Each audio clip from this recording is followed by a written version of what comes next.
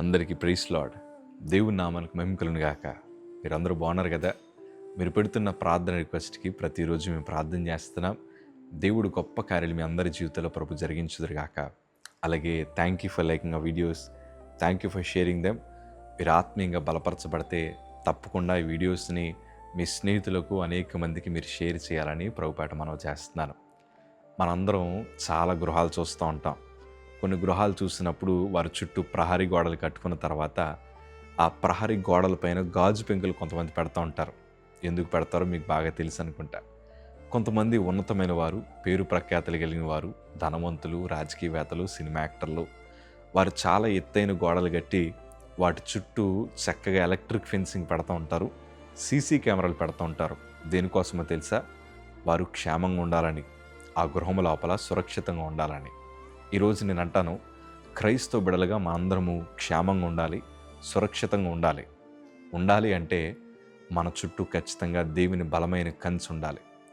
ఈ బలమైన కంచె ఉండే భక్తులు మన బాగా తెలుసు.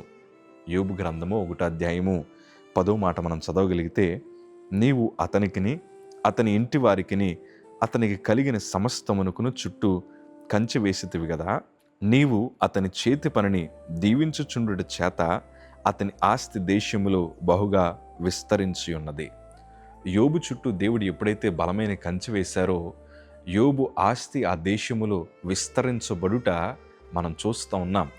సాతానే స్వయాన సాక్ష్యం చెప్తుందయ్యా, నువ్వు యోబు చుట్టూ కంచె వేయడం వల్ల అతని కుటుంబం జోలికి నేను వెళ్ళలేకపోతున్నాను. యోబు చుట్టూ నువ్వు కంచె వేయడం వల్ల దినదినము అతను దీవించబడుతున్నాడు. ఇంతకీ సాతాను మనసు ఎలా ఉందో తెలుసా? ఓర్వలేకపోతున్నాడు, తట్టుకోలేకపోతున్నాడు. బహుశా నేను అంటాను, ప్రతి క్రైస్తవుడి పైన కూడా వాడి మనసు అలాగే ఉంటుంది. మనం సంతోషం ఉంటే వాడు తట్టుకోలేడు, మనం ఆనందంగా ఉంటే వాడు తట్టుకోలేడు, మనం ఆస్తికర్తలుగా మార్చబడితే వాడు తట్టుకోలేడు. ఏదో ఒకటి చేయాలని తలంపులు కలిగి ఉంటాడు. కానీ వాడు బలహీనుడు అన్న విషయాన్ని మీకు జ్ఞాపకం చేస్తున్నాను. ఎలాగో తెలుసా? మన చుట్టూ ప్రభు కంచె ఉన్నప్పుడు వాడు ఎంత బలహీనుడో మనకు బాగా అర్థమవుతుంది. యేసు ప్రభు అనుమతి లేకుండా వాడు మనల్ని ఏమీ చేయలేడు. మన చుట్టూ అంత బలమైన కంచె ఉండాలి. ఇంతకీ ఆ కంచె మనకు ఉండాలంటే, ప్రియ సంగమా, నా 2 చేతులు జోడించి చెప్తానని మనలో ఏముండాలి తెలుసా? యోబు నీతిమంతుడు, యథార్థవంతుడు, దేవుని యందు భయభక్తులు కలిగిన వాడు, చెడుతనమును విసర్జించిన వాడు. ఈ లక్షణాలు మనలో ఉండగలిగితే దేవుని బలమైన కంచె నీ చుట్టూ ఉంటుంది, నీ పిల్లల చుట్టూ ఉంటుంది, నీ భార్య చుట్టూ, నీ భర్త చుట్టూ, నువ్వు చేస్తున్న ప్రతి పనులు కూడా దేవుని బలమైన కంచె ఉంటుంది. అప్పుడు ఖచ్చితంగా విజయము మనకే వస్తుంది. ఈరోజు నీ ఓటమిని విజయంగా నువ్వు మార్చుకోవాలన్నా, సాతాను శోధనుడు నువ్వు బయటికి రావాలన్నా, ప్రభు కంచె మన చుట్టూ ఉండాలని ప్రార్థన చేయి.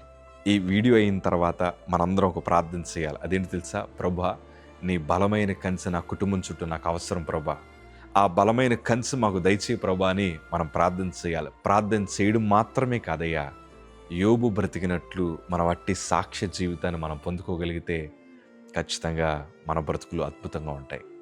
సాతాను ఎలాంటి హాని మనకు చేయలేడు, మనల్ని ఎట్టి పరిస్థితులను కృంగదీయలేడు. దేవుడు బలమైన విజయాలు మనందరికీ ప్రాప్తించునుగాక. ఆమేన్. Praise the lord.